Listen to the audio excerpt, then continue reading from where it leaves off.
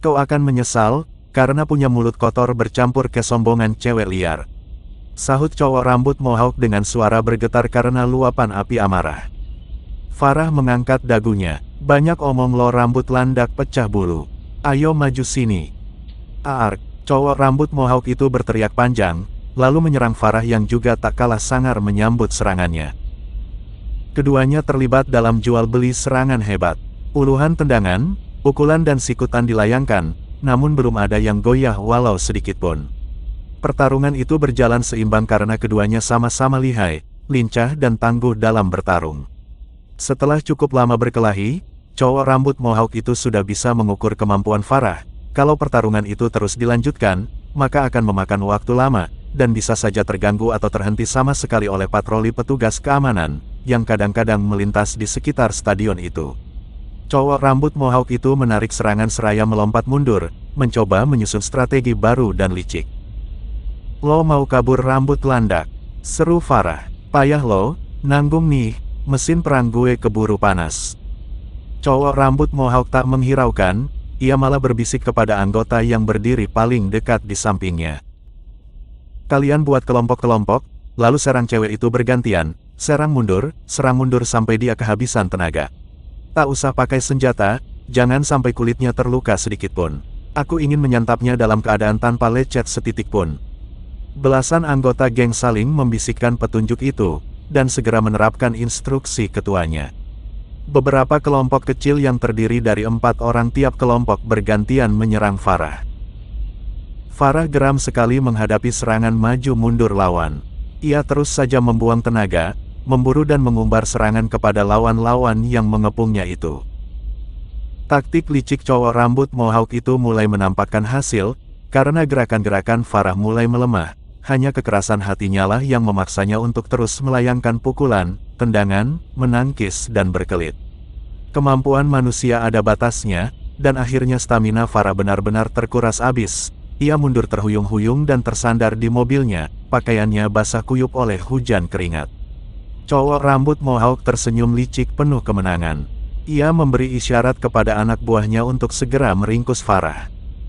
Farah menatap belasan anggota geng yang mulai mendekat itu dengan pandangan berkunang-kunang. Besar keinginan hatinya untuk melayangkan tinju atau pukulan untuk menghalau berandalan itu, tapi jangankan bergerak, mengatur nafas saja ia sudah kepayahan. Sekujur tubuhnya terasa lemas, ia pasrah akan nasib buruk yang akan segera menimpanya. Cewek liar, seperti janjiku tadi, kau akan mendapat perlakuan istimewa dariku, yang takkan kau lupakan seumur hidupmu, ancam cowok rambut mohawk di telinga Farah. Dengan hati yang geram bercampur marah, Farah hendak memukul cowok itu, tapi begitu akan melayangkan tangannya, ia malah merosot jatuh dan duduk tersandar lemah di ban mobilnya. Cowok rambut mohawk itu tertawa keras, dan riuh tawa anak-anak buahnya menyusul dengan nada yang membuat Farah semakin muak dalam lemasnya. Angkat cewek liar ini ke dalam mobil, perintah cowok rambut mohawk. Seorang anggota geng mencoba membuka pintu mobil. Terkunci bos, lapornya ketika pintu mobil itu tak bisa dibuka.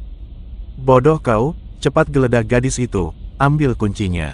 Hardik cowok rambut mohawk geram. Tapi baru saja bergerak hendak mendekat, anggota geng itu terlonjak kaget ditembak bentakan keras Farah. Pergi sana bajingan busuk, pekik gadis itu dengan sisa tenaganya. Beberapa anggota geng yang mengelilingi Farah itu seperti tersengat, serempak mundur dengan ekspresi ngeri. Bego, cewek ini sudah lemah dan jinak, kalian tak akan digigitnya. Ayo cepat ambil kunci mobilnya. Kali ini pemuda berambut mohawk yang membentak anak buahnya. Farah mencoba usaha terakhirnya untuk menegakkan badan, tapi lutut dan lengannya seperti mati rasa, ia terkulai lagi. Salah seorang anggota geng itu kembali mengulurkan tangannya ke tubuh Farah, tapi belum sempat menyentuh gadis itu, mereka dijejutkan oleh raungan sepeda motor yang menerobos kerumunan gerombolan geng itu. Spontan, belasan berandalan itu berhamburan berlarian menghindari terjangan sepeda motor yang hendak menabrak mereka. Han, ucap Farah pelan ketika melihat pengendara motor itu turun dan mendekatinya. Farah, kamu diapakan oleh orang-orang ini? Tanya Han cemas. Ia berjongkok di samping Farah, tapi sekujur tubuhnya siaga, Sinar matanya beredar tajam menghunjam kepada anggota gerombolan yang kembali mengepung mengancam, setelah tadi sempat kocar-kacir. Dasar Farah gadis yang keras hati, dalam kondisi masih lemas begitu masih bisa juga berlagak. Mana bisa mereka ngapa-ngapain gue, tuh lihat muka-muka bonyok bajingan tengik itu yang udah gue hajar habis-habisan. Mau tak mau, di tengah kecemasannya, Han tersenyum geli mendengar sahutan alas sok jagoan anak gadis bosnya itu. Han, kau jangan ikut campur, cowok rambut mohawk menegur. Han berdiri waspada. Udin, maaf, aku harus ikut campur. Jadi nama asli lo Udin? Seketika Farah meledakkan tawanya. Sok berlagak lo ngaku bernama Joker, apaan tuh? Hihihi. Jomblo keren, sahut Udin cepat. Sempat-sempatnya ia cengengesan sambil kedip-kedip mata pada Farah. Farah pasang ekspresi muntah. Sejak gue kenal lo, gue udah curiga sama penampilan konyol kampungan lo. Lo tuh gak pantas jadi ketua geng, pantasnya jadi bos badut salah kostum. Hahaha. Han hanya bisa geleng-geleng kepala penuh kegusaran melihat kelakuan Farah, yang seperti tidak bisa membaca situasi dan kondisi saat menyentil orang. Ketua geng bermotor yang belasan anak buahnya sedang mengepung dan siap melumat mereka berdua. Cowok rambut mohawk alias Joker alias Udin meludah marah. Lagi-lagi Farah tertawa mengejek. Lo lagi ngidam ya Din? Gue lihat dari tadi lo buang ludah mulu. Udin mengabaikan ejekan Farah. Han, beranjak dari situ. Aku masih mengingat dulu kau pernah jadi temanku, kalau tidak kau akan kuhabisi sekalian. Ancamnya dengan nada berapi-api. Maaf, gak bisa Din. Aku akan bawa Farah pergi dari sini, tolak Han datar. Han, dari dulu kau selalu merebut apa yang kuinginkan. Apa yang kurebut darimu sobat? Puah, Udin meludah marah lagi. Tuh kan bener dugaan gue, kalau si Udin bonyok ini lagi ngidam, celetuk Farah dengan raut wajah tanpa dosa. Sekarang ia sudah bisa berdiri walaupun dengan tubuh yang masih bersandar di mobilnya. Udin si rambut mohawk tak ambil peduli. Banyak yang kau rebut dariku Han. Yang paling menyakitkan, kau membuatku gagal menikahi Alia. Lalu Tiara pun kau incar. Sekarang cewek liar ini pun mau kau bawa pula. Dia ini rupanya pacar barumu, dan Tiara kau campakan. Raut wajah Han yang semula tenang, berubah cepat menjadi keras. Aku tak pernah mencampakkan Tiara, dia yang mencampakkanku dalam keadaan terhina. Pandainya kau berkilah, Udin tertawa sinis. Han, dari dulu pembawaanmu itu kayak orang alim, sok suci, tapi aku tahu itu hanya kedok belaka, untuk mengelabui pamanku demi mendapatkan Tiara. Jangan kau sebut nama gadis itu lagi, aku muak, bentak Han. Udin tertawa melecehkan. Oh, jadi kau sekarang sudah bosan sama Tiara, karena sudah digantikan sama pacar barumu, cewek liar ini. Farah nyeletuk lagi. Heh, Udin bonyok, tumben lo pintar. Tebakan lo tepat. Han emang cowok gue, iya kan Beb? Matanya menatap sayu kepada Han. Han jadi salah tingkah mendengar celetukan dan tatapan Farah. Mulutnya terkunci rapat. Han, dari dulu incaranmu tak berubah, selalu cewek-cewek kaya, karena kau itu miskin. Ejek Udin sambil tertawa keras diiringi tawa anak buahnya. Dan kau selalu berhasil memperdayai cewek-cewek yang terkesan dengan kegantengan basi, dan gaya sok alimmu itu. Han masih diam, dadanya bergemuruh. Farah memandangi Han yang masih sulit bersuara karena menahan luapan amarah. Beb, cepetan hajar si Udin bonyok ini biar bungkam mulutnya.